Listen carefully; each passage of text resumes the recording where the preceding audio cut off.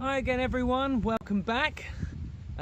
Today I'm going to be looking around a place where I reckon pretty much started my passion for nature, and really wondering about nature kind of started at places like this when I was a child, and that's this place, the Rock Pool. I would imagine a lot of you that grew up on the coast probably had similar experiences first time with wildlife at a place very similar to this. Now we're again, as per the first episode, I'm actually again in my local area, in the Brighton area. I'm all set. Obviously, a couple of things you have to remember for rock pooling, unless you want to get your feet wet, I would suggest bringing a pair of these Wellington boots, or any sort of waterproof boots would help you out really, because you will get wet. If you want to find some good stuff, you're really going to get wet. Now, before we begin, I just want to say one of the things really that really strikes me about rock pools, what I love, is every time you come here, apart from the things that you're going to find every time here, every time the tide goes out, you're going to find something different. The sea is always going to leave you something different to find, which is what's absolutely amazing about this. So I've come during the spring tide. This tide has still got a lot more to go out, but the more of the bed that's exposed, the more that you're likely to find. And this is what's going to be good about today, hopefully. So, without further ado, obviously you're going to need one of these. And my little tub I've got as well for observing the wildlife too, just in case I find anything or catch anything. Very excited about this one. I hope you are too. Let's get out there. Here we go. First catch, hardly a surprising one. If you were to see or catch a fish whilst rock pooling, 8 times out of 10 it'll likely be one of these. Like many sea creatures, it does go by a few names. Some will call it by one of its common names, which is the shanny. Others, because of its quite comical facial features, will call it the sea frog. Personally, I call it by its other common name, which is the smooth blenny. And I really love these little dudes. I love all blennies, in fact. They have heaps of character, and smooth blennies have quite the attitude to match that as well. So saying that, if you do happen to catch a larger specimen, do watch out for their mouth, as the hardware it contains has evolved to crack open barnacles. So as you can imagine, this can result in quite a nasty nip for anyone getting too close to these teeth. Now, at around 3 centimeters long, this is just a young one, but once fully matured, the smooth blenny can reach a length of just under a foot long. Pretty big, that. They are extremely common, which is why you'll almost certainly find one if you're out rock pooling in the UK. Okay, so as with everything in the rock pools, we're going to let this little guy go. Now, I did find it under this rock, which I have put back. Every time you do happen to lift up a rock, even if there's nothing underneath it, you always replace the rock again, because that's something's home. So we're going to put this little guy back, or at least try to put him back exactly where we found him. Off you go.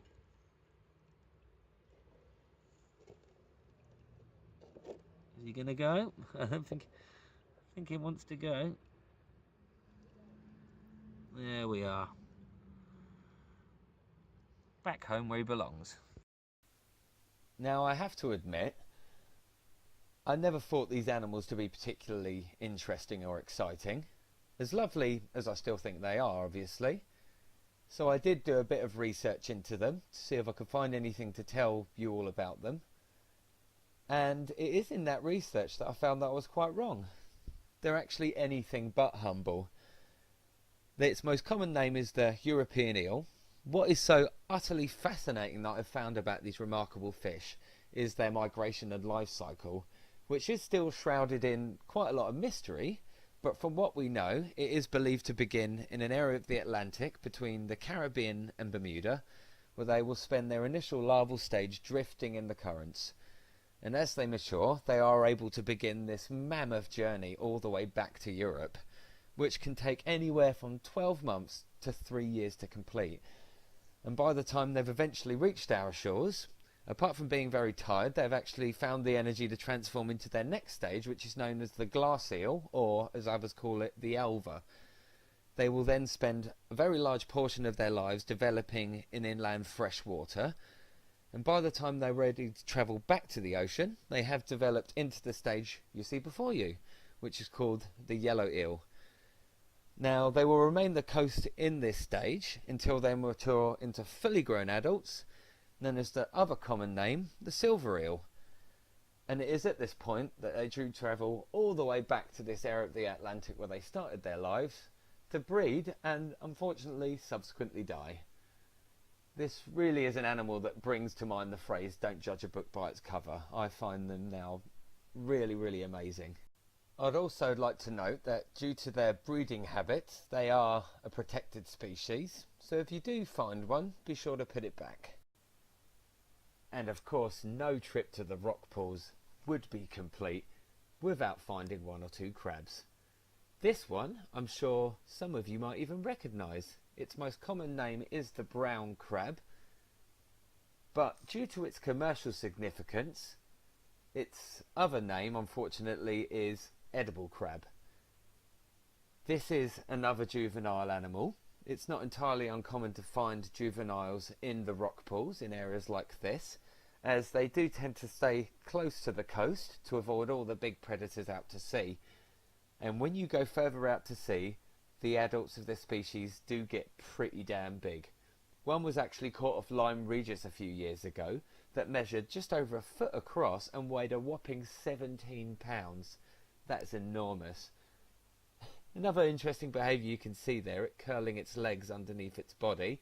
This is it attempting to play dead, another defensive mechanism it has other than the claws. And you can see there that I am also picking it up just behind the legs. This is a general rule of thumb for handling all crabs. You hold it just there and it's less likely to be able to reach you. And there you have it, everyone. The brown or edible crab. Well, I'm certainly finding a lot of fish on this trip.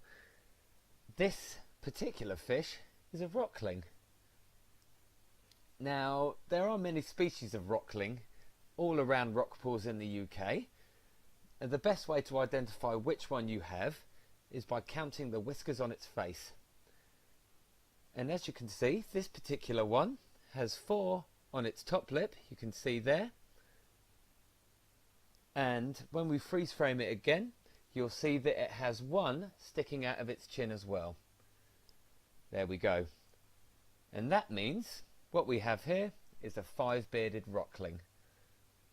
Not really much to tell about these fish. They grow to about 25 centimeters long.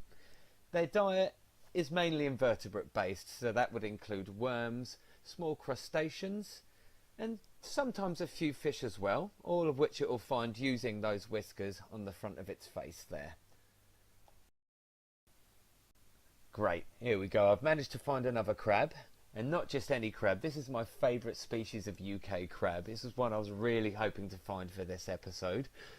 And to those of you that think he is, he's not trying to offer me a big old hug. Anything but, actually. This leery looking fella is a velvet swimming crab. It gets one half of that namesake from the texture of its shell, which I'm not sure if you can see. It has kind of a furry looking texture to it. And if you touch it, it does feel a little bit like velvet. Although, that being said, I wouldn't advise trying to touch one of these. They are really quick and even more aggressive. As you're about to see when I get my finger a little bit too close to its face. I wouldn't advise you try this because they have got quite a nasty nip on them as well. Look at him go.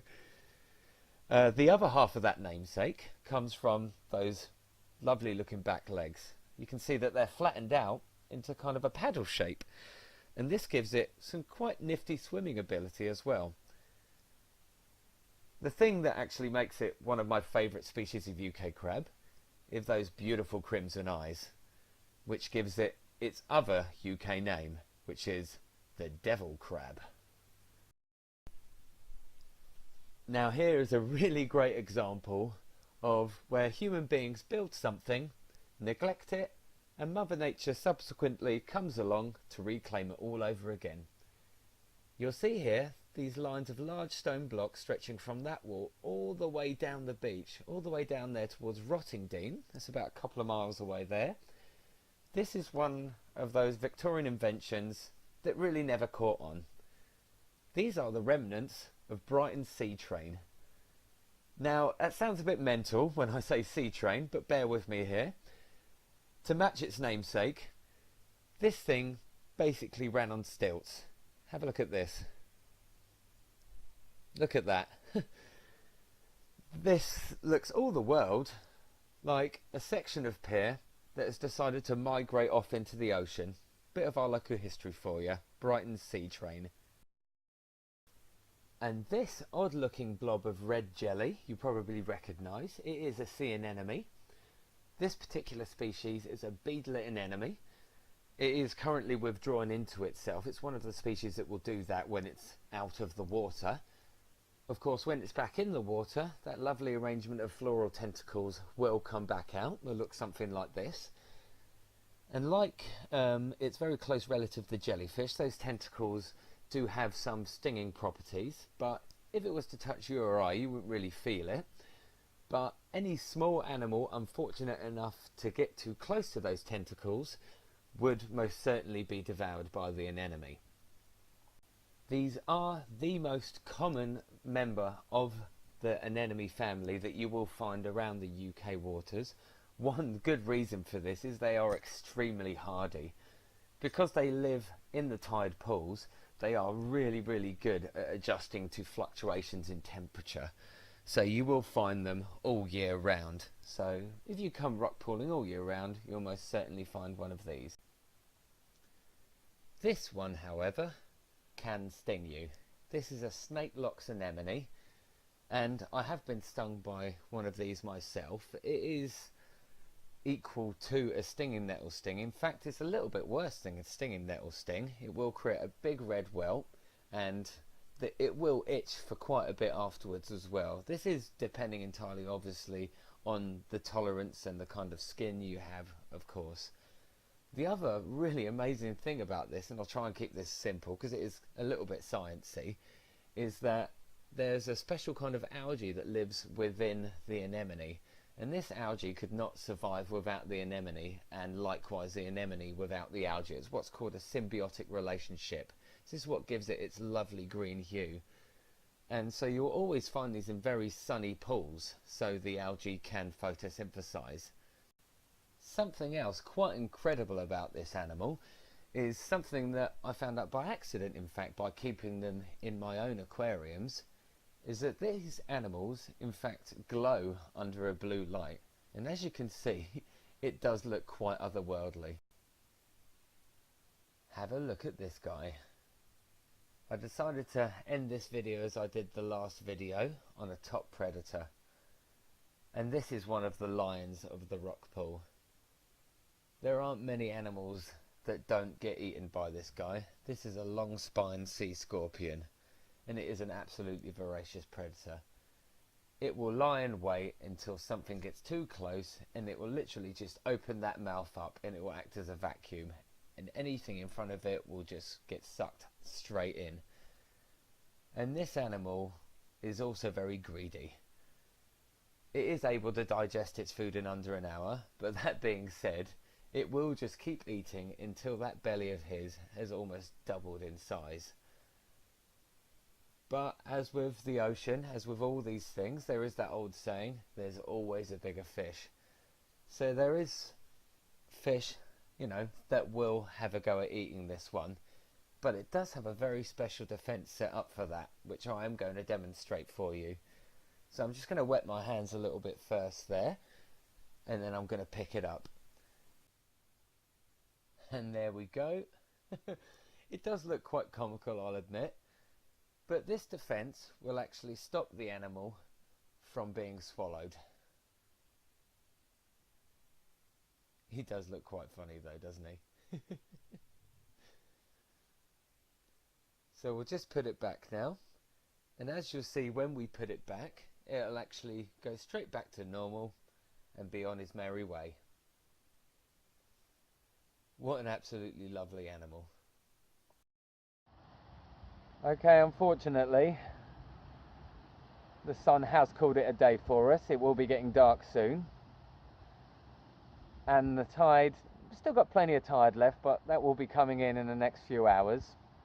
Something I will mention, by the way, always make sure you check the tide times before you come out rock pooling, because when the tide does come in, it does come in quite quickly and it has a tendency to catch you out if you don't know when it's coming in. So do keep that in mind. Like I said, unfortunately we do have to call it a day, and we haven't even seen a fraction of what the rock pools have to offer. Hopefully we've seen enough for you to see the sheer versatility of life out here. That being said, I'm thinking there definitely will be another rock pool edition of Wander About Nature, because there is just so much to see out here. But I hope you've enjoyed seeing what we've seen today. Okay then, until next time everyone, this is Wild Tom signing off.